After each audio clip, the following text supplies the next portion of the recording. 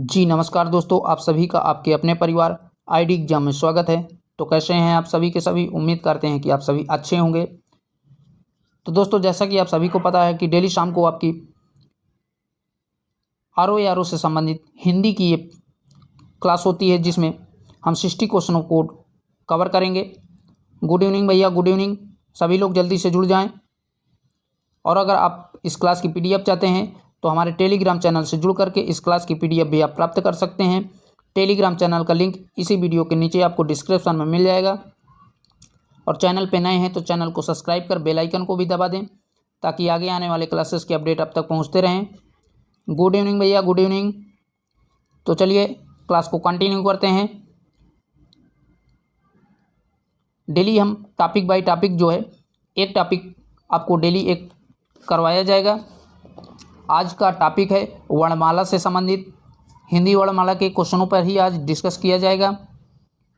तो पहला क्वेश्चन कह रहा है, हिंदी के जिन वर्णों का उच्चारण करते समय केवल श्वास का प्रयोग किया जाए उन वर्णों को कहते हैं। तो बताएं भैया, क्या कहते हैं उन्हें। तो उन्हें अघोष कहा जाता है। तो ऑप्शन नंबर ए यहाँ से राइट बनेगा।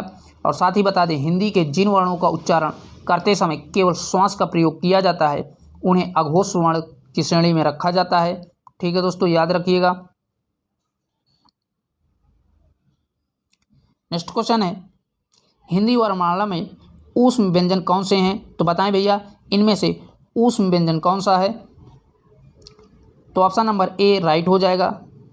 सा, हा, यही जो है ऊष्म व्यंजन है। ठीक है दोस्तों।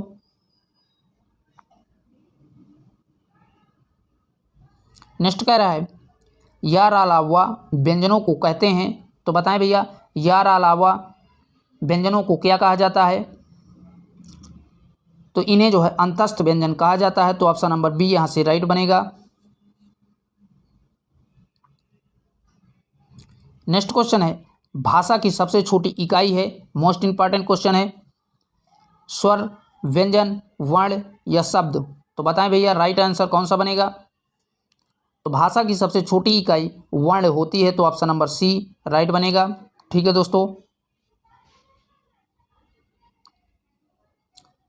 अगला क्वेश्चन कह रहा है, वर्णमाला किसे कहते हैं। तो चारों में से बताएं वर्णमाला किसे कहा जाता है।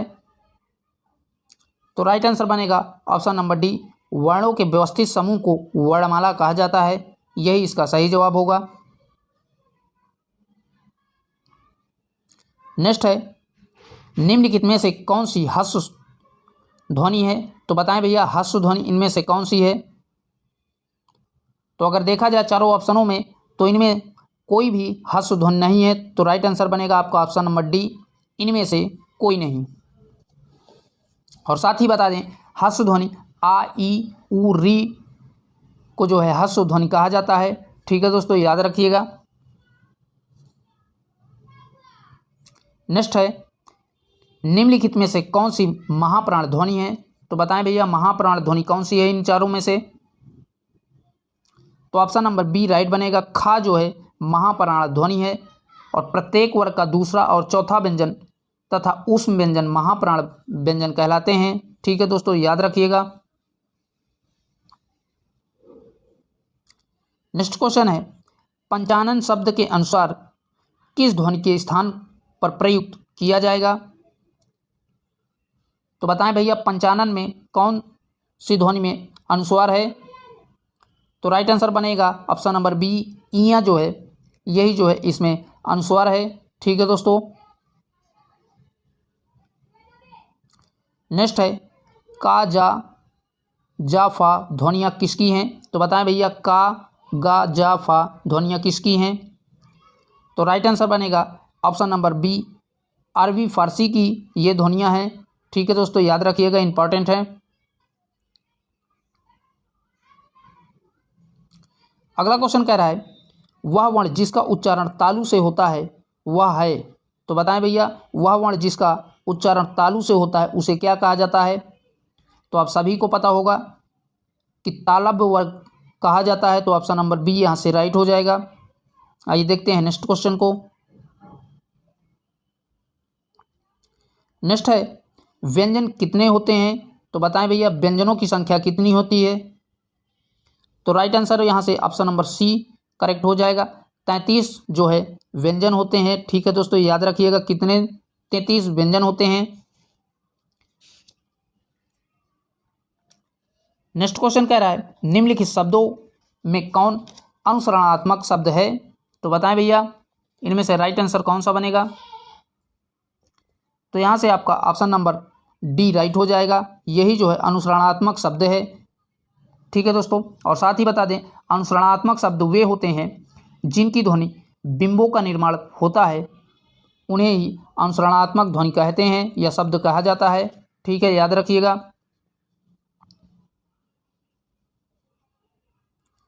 नेक्स्ट कह रहा है कंठस्थ ध्वनियाँ हैं, तो इनमें से बताएं कंठ ध्वनियाँ कौन सी हैं?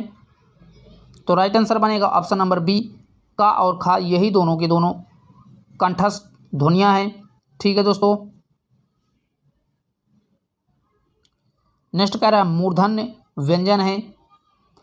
तो आप सभी को पता होगा कि मूर्धन्य व्यंजन डा और ढा होते हैं। तो ऑप्शन नंबर सी यहाँ से राइट हो जाएगा।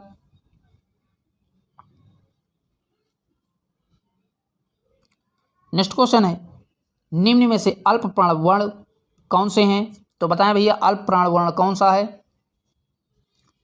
तो ऑप्शन नंबर बी यहाँ से राइट हो जाएगा। का और गा जो है यही अल्प प्राण वर्ण है।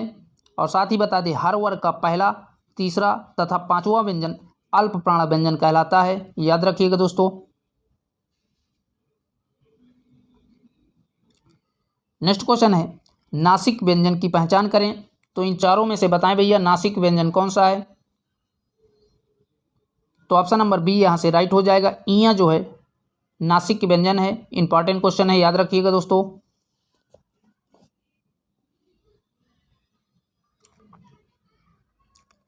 नेक्स्ट क्वेश्चन कह रहा है अयोगवाह वर्ण का चयन करें। तो इन चारों में से बताएं भैया अयोगवाह वर्ण कौन से हैं? तो ऑप्शन नंबर डी यहाँ से राइट हो जाएगा। अन्न और आह यही जो है अयोगवाह वर्ण हैं। ठीक है दोस्तों, याद रखिएगा। बढ़ते हैं नेक्स्ट क्वेश्चन की तरफ।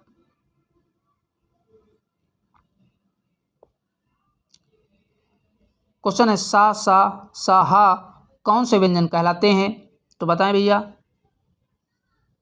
तो अभी थोड़ी देर पहले ही हमने बताया कि ये सभी के सभी संघर्षी व्यंजन कहलाते हैं। तो ऑप्शन नंबर सी यहाँ से राइट हो जाएगा। और साथ ही बता दें जिन व्यंजनों के उच्चारण में श्वास रगड़ खाकर निकलती है और रगड़ के साथ श्वास अर्थात ऊष्मा निकलती है, उन्हें जो है संघर्षी व्यंजन या ऊष्म व्यंजन कहा जाता है। ठीक है दोस्तों। नेक्स्ट कह रहा है कौन सा घोष वर्ण है? तो बताएं भैया इन चारों में से घोष वर्ण कौन सा है? तो ऑप्शन नंबर सी यहाँ से राइट हो जाएगा। माँ जो है घोष वर्ण है। और साथ ही बता दें जिन ध्वनियों के उच्चारण में स्वर तंत्रिकाओं में कंपन हो उन्हें घोष वर्ण कहा जाता है। ठीक है दोस्तों, अर्थात जो है हर वर्ग का तीसरा, चौथा तथा पांचवा व्यंजन घोष वर्ण कहलाता है। नेक्स्ट क्वेश्चन कह रहा है हिंदी में स्वतंत्र रूप से बोले जाने वाले अक्षर क्या कहलाते हैं? तो आप सभी को पता होगा कि हिंदी में स्वतंत्र रूप से बोले जाने वाले अक्षर को स्वर कहा जाता है। तो ऑप्शन नंबर ए यहाँ से राइट हो जाएगा। आइए देखते हैं नेक्स्ट क्वेश्चन को। नेक्स्ट क्वेश्चन कह रहा है जिन शब्दों के अंत में आ आता है उन्हें क्या कहते हैं? तो राइट आंसर हो जाएगा उन्हें अकारांत कहते हैं। जिन शब्दों के अंत में आ आता है उन्हें अकारांत कहा जाता है। ठीक है दोस्तों, याद रखिएगा। आइए देखते हैं नेक्स्ट क्वेश्चन को।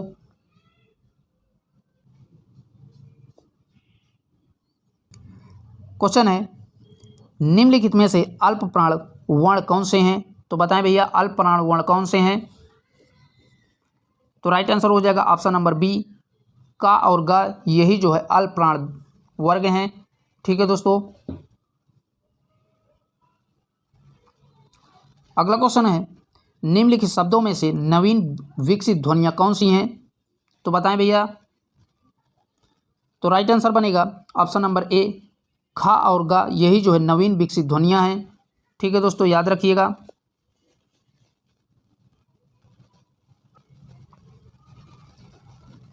क्वेश्चन है हिंदी भाषा में मूलतः वर्णों की संख्या कितनी मानी गई है? तो आप सभी को पता होगा कि हिंदी भाषा में 52 जो है वर्णों की संख्या मानी गई है। तो ऑप्शन नंबर सी यहाँ से राइट हो जाएगा। इंपॉर्टेंट क्वेश्चन है, याद रखिएगा दोस्तों। चलिए पढ़ते हैं नेक्स्ट क्वेश्चन की तरफ। क्वेश्चन है ए आई वर्ण क्या कहलाते हैं?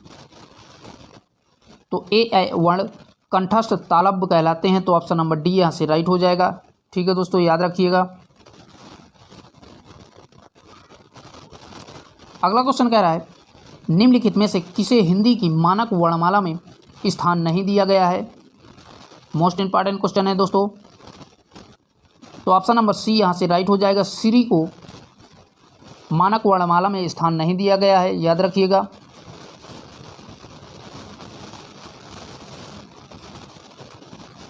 क्वेश्चन है निम्नलिखित शब्दों में से किस शब्द के द्वुत व्यंजन हैं? तो बताएं भैया इन चारों में से द्वुत व्यंजन किसमें है? तो राइट आंसर हो जाएगा दिल्ली में द्वुत व्यंजन है। ठीक है दोस्तों, याद रखिएगा। अगला कह रहा है हिंदी शब्दकोश में छा का क्रम किस वर्ण के बाद आता है? तो बताएं भैया। तो राइट आंसर बनेगा ऑप्शन नंबर ए, का के बाद जो है छा का क्रम आता है, क्योंकि इस छा का निर्माण का आधा का से मिलकर के बना है। ठीक है दोस्तों। अगला कह रहा है ज्ञा वर्ण किन वर्णों के संयोग से बना है? तो बताएं भैया इन चारों में से किनको मिला करके ज्ञा बना हुआ है? तो ऑप्शन नंबर बी राइट हो जाएगा। आधा जा और इया को मिला करके ज्ञा वर्ण का जो है निर्माण हुआ है। बढ़ते हैं नेक्स्ट क्वेश्चन की तरफ। नेक्स्ट कह रहा है निम्नलिखित में से कौन सा वर्ण उच्चारण की दृष्टि से दंत नहीं है? तो बताएं भैया ता, ना, दा, टा, इन चारों में से कौन सा वर्ण दंत नहीं है? तो टा जो है यही जो है दंत वर्ण नहीं है। तो ऑप्शन नंबर डी यहाँ से करेक्ट हो जाएगा।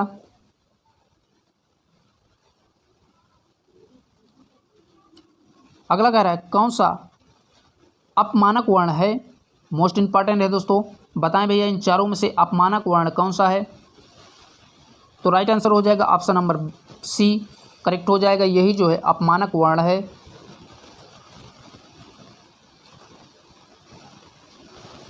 क्वेश्चन है छा वर्ण किसके योग से बनता है?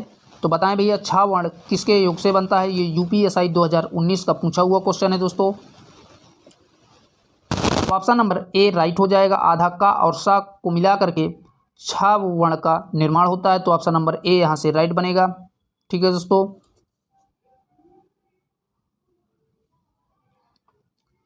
क्वेश्चन है निम्नलिखित में से कौन सा पच स्वर है? तो बताएं भैया पच स्वर कौन से हैं? तो ऑप्शन नंबर ए राइट हो जाएगा। आ जो है पच स्वर है। और साथ ही बता दें जिन स्वरों के उच्चारण में जिह्वा का पिछला भाग सक्रिय रहता है उन्हें पच स्वर कहा जाता है।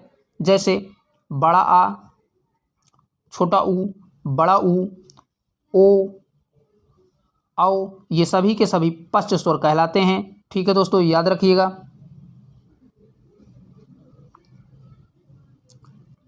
नेक्स्ट क्वेश्चन है खड़ी पाई वाले व्यंजनों का संयुक्त रूप कैसे बनाया जाता है? तो बताएं भैया राइट आंसर इन चारों में से कौन सा बनेगा? तो राइट आंसर हो जाएगा ऑप्शन नंबर बी, खड़ी चौपाई को हटा करके संयुक्त रूप खाड़ी पाई वाले व्यंजनों को बनाया जाता है। ठीक है दोस्तों। अगला क्वेश्चन कह रहा है विसर्ग से बना शब्द कौन सा है? तो बताएं भैया इन चारों में से राइट आंसर कौन सा हो जाएगा? तो ऑप्शन नंबर बी यहाँ से राइट हो जाएगा। निस्पृद यही जो है विसर्ग से बना हुआ शब्द है। अगला क्वेश्चन कह रहा है इनमें से ओ का उच्चारण स्थल कौन सा है? तो बताएं भैया ओ का उच्चारण स्थान कौन सा है? तो राइट आंसर बनेगा ऑप्शन नंबर डी, कंठ ओष्ठ यही जो है ओ का उच्चारण स्थान है।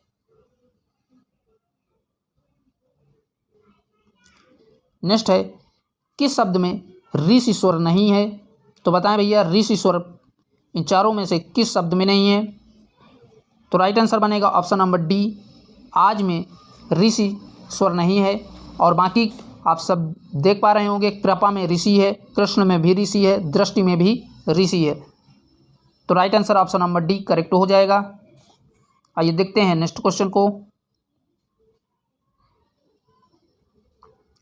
नेक्स्ट है, किन ध्वनियों को अनुस्वार कहा जाता है? तो बताएं भैया कैसी ध्वनि को अनुस्वार कहा जाता है? तो इन चारों में से राइट आंसर बनेगा आपका ऑप्शन नंबर ए, स्वर के बाद आने वाली नासिक ध्वनियाँ यही जो है अनुस्वार कहलाती हैं। ठीक है दोस्तों, याद रखिएगा। अगला क्वेश्चन है, ओ औ किस प्रकार के वर्ण हैं? तो अभी थोड़ी देर पहले ही हमने बताया कि ओ औ किस प्रकार के वर्ण है। तो राइट आंसर हो जाएगा ऑप्शन नंबर डी, कंठोष्ठ यही जो है ओ और औ वर्ण है। नेक्स्ट क्वेश्चन है, स्वर ध्वनि के प्रकार हैं। तो स्वर ध्वनि के प्रकार 3 होते हैं, दीर्घ, प्लुत, ह्रस्व। तो यहाँ से राइट आंसर बनेगा उपरयुक्त तीनों के तीनों स्वर ध्वनियाँ हैं। ठीक है दोस्तों, याद रखिएगा, इंपॉर्टेंट है।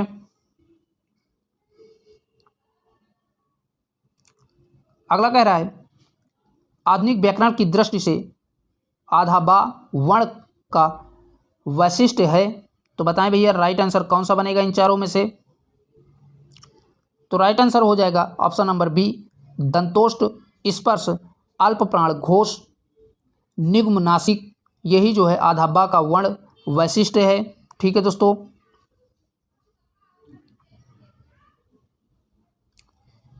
नेक्स्ट है, निम्न में से अर्धस्वर कहलाता है। तो बताएं भैया अर्धस्वर इन चारों में से कौन सा है? तो राइट आंसर हो जाएगा ऑप्शन नंबर ए, या जो है अर्धस्वर है।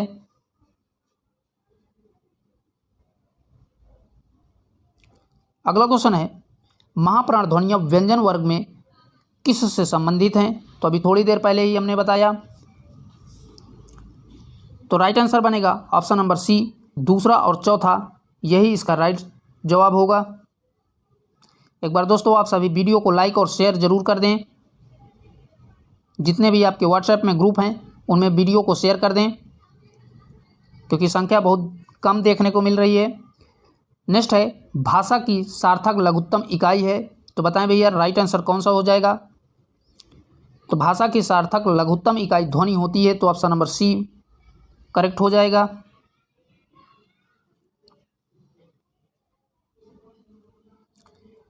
क्वेश्चन है, इनमें से कौन सा वर्ण स्पर्श व्यंजन नहीं है? तो जो स्पर्श व्यंजन नहीं है उसकी आपको पहचान करना है। तो राइट आंसर हो जाएगा दिए गए ऑप्शनों में डी, या जो है यही स्पर्श व्यंजन नहीं है। ठीक है दोस्तों। अगला है, अल्प प्राण ध्वनियों का समूह कौन है? तो बताएं भैया अल्प प्राण ध्वनियों का समूह कौन सा है इन चारों में से? तो ऑप्शन नंबर बी करेक्ट हो जाएगा, चा, जा, इया यही जो है अल्प प्राण ध्वनियों का समूह है। ठीक है दोस्तों।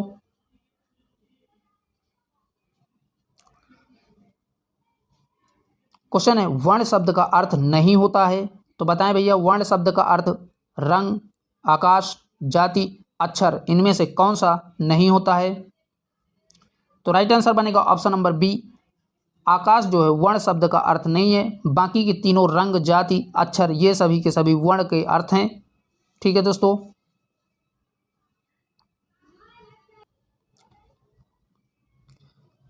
क्वेश्चन है, किस शब्द में ऋषि स्वर नहीं है? तो बताएं भैया ऋषि स्वर किस में नहीं है? जी बिल्कुल सही जवाब, ऑप्शन नंबर डी में रिवाज में ऋषि स्वर नहीं है। ठीक है दोस्तों, याद रखिएगा।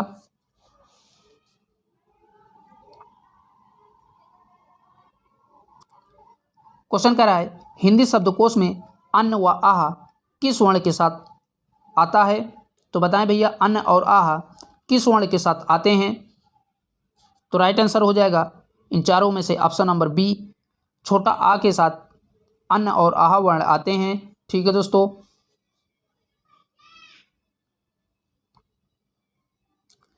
क्वेश्चन है, निम्न में से कौन सा शब्द अमात्रिक है? तो बताएं भैया अमात्रिक शब्द की आपको इन चारों में पहचान करनी है। तो ऑप्शन नंबर सी, कलरव में कोई भी मात्रा नहीं है, तो ऑप्शन नंबर सी यहाँ से राइट बनेगा। और सभी में आप देख पा रहे होंगे इसमें बड़ा आ की मात्राएं हैं, इसमें छोटी ई और बड़ा आ की मात्राएं हैं, इसमें जो है भी बड़ा आ की मात्राएं हैं, जबकि करलव में एक समान मात्राएं हैं। तो यही ई आपका राइट हो जाएगा। अगला है आयोगवाह कहा जाता है। तो आयोगवाह किसे कहा जाता है बताएं भैया। तो राइट आंसर बनेगा विसर्ग को आयोगवाह कहा जाता है। तो ऑप्शन नंबर डी राइट बनेगा। दोस्तों आपको लग रहा होगा कि रिपीटेड क्वेश्चन है, लेकिन अलग अलग एग्जामों में अलग अलग तरीकों द्वारा जो है आयोग के द्वारा पूछे गए थे, इसीलिए हमने हर तरीके से क्वेश्चन को यहाँ पर सम्मिलित किया है। चलिए देखते हैं अगले क्वेश्चन को।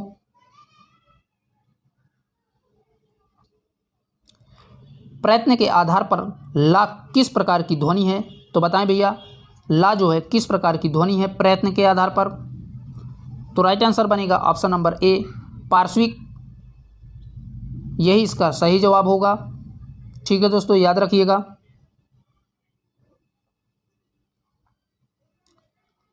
क्वेश्चन है हिंदी वर्णमाला में अन्न और आह क्या हैं। तो बताएं भैया अन्न और आह स्वर हैं, व्यंजन है, अयोगवाह है, संयुक्त व्यंजन है, क्या है। तो ऑप्शन नंबर सी यहाँ से राइट हो जाएगा। अयोगवाह अन्न और आहा है। ठीक है दोस्तों, याद रखिएगा, मोस्ट इंपॉर्टेंट क्वेश्चन है। अगला क्वेश्चन कह रहा है हिंदी की स्पर्श घोष महाप्राण दंतब व्यंजन ध्वनि है। तो बताएं भैया राइट आंसर कौन सा बनेगा। तो ऑप्शन नंबर सी यहाँ से राइट बनेगा। था जो है यही स्पर्श घोष महाप्राण और दंतब ध्वनि है। ठीक है दोस्तों, अगला कह रहा है हिंदी की स्पर्श घोष महाप्राण ओट्स व्यंजन ध्वनि है। तो बताएं भैया राइट आंसर कौन सा बनेगा। तो ऑप्शन नंबर ए राइट बनेगा। भा जो है स्पर्श घोष महाप्राण ओट्स व्यंजन है। ठीक है दोस्तों, याद रखिएगा। अगला क्वेश्चन कह रहा है निम्नलिखित में से कौन सा स्वर समवृत्त है। तो इनमें से समवृत्त व्यंजन की आपको पहचान करना है। तो इन चारों में से राइट आंसर हो जाएगा ऑप्शन नंबर सी, ई जो है समवृत्त व्यंजन है। ठीक है दोस्तों, इंपॉर्टेंट क्वेश्चन है ये।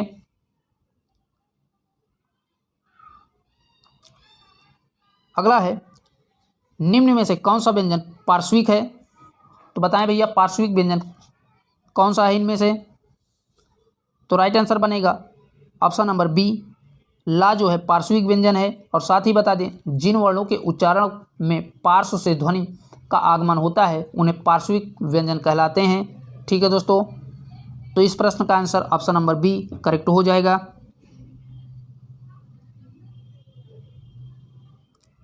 अगला क्वेश्चन है भाषा विज्ञान की दृष्टि से बड़ा ऊ किस प्रकार का स्वर है। तो बताएं भैया इन चारों में से राइट आंसर कौन सा बनेगा। तो यहां से आपका राइट आंसर बनेगा ऑप्शन नंबर डी, पश्च संयुक्त स्वर हैं। ठीक है दोस्तों, बड़ा ऊ भाषा और विज्ञान की दृष्टि से पश्च संयुक्त स्वर है। चलिए देखते हैं अगले क्वेश्चन को।